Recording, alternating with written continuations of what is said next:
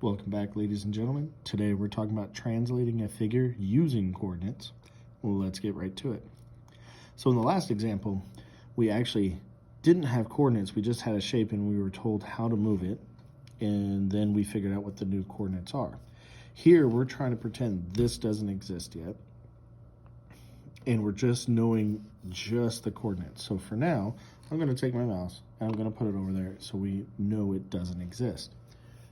Now, yes, we could go ahead and draw it and go from there and do exactly what we did in example 2. The amount of time it could take to do that is going to be more. So here is a separate method to be able to think about it. So what we have to know is the vertices of figure A. That means where point A is, point B is, point C is, and point D is, because vertice is nothing more than where two lines meet.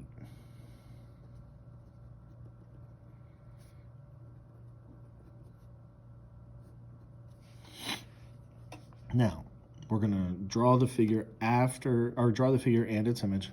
The figure is already drawn, but I'm pretending it's not. After a translation of 2 units to the left. Again, I'm going to stop because that's how my brain works. I have to look at this as 2 separate movements, so I only want to look at one movement at a time. So what I'm going to do is, it's going to be 2 movements to the left. If you remember back to your coordinate plane when you're learning to graph, left and right movements are only x, so left or right. Now the thing is, when it's left, it's negative, and when it's right, it's positive. So if it's 2 units to the left, that means I'm going back 2 units. So that's what I have to write for everything. No matter what x is, I'm just going to write minus 2 next to it. Now, here, I'm going to go ahead and start filling these in, because like I said before, the way my brain works is I have to complete one thing once I've started before I move on to the next. So I don't want to start with y. I'm still on 2 units left. So 1 minus 2 is negative 1.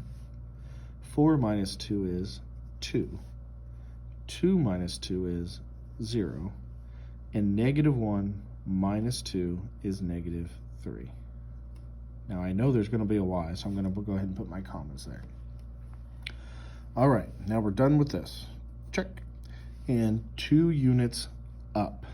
All right, so y is up or down.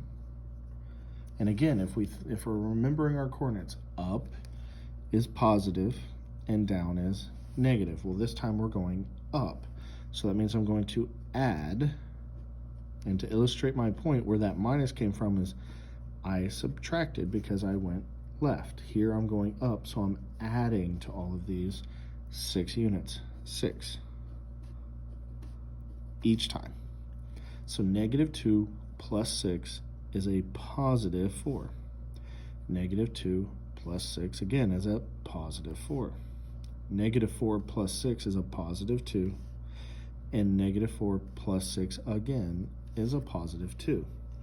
Now, we have our new coordinates, so we're going to draw our original figure. So we're going to forget this exists, we're going to draw out our x or y, and boom, there it is. I am such a fantastic artist. Look how precise those angles are. It's wonderful.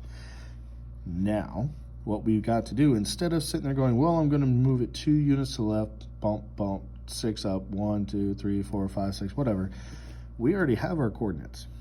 I just go negative 1, positive 4, and I know that's the image of A. I'm going to go over to 2 and up 4, and that's the image of B. I'm not going to go anywhere, and then I'm not going to go anywhere left or right, then I'm going to go up 2, and that's my image of C. And then I'm going to go negative 3, and then up 2. That's my image of D. I'm going to connect all my dots.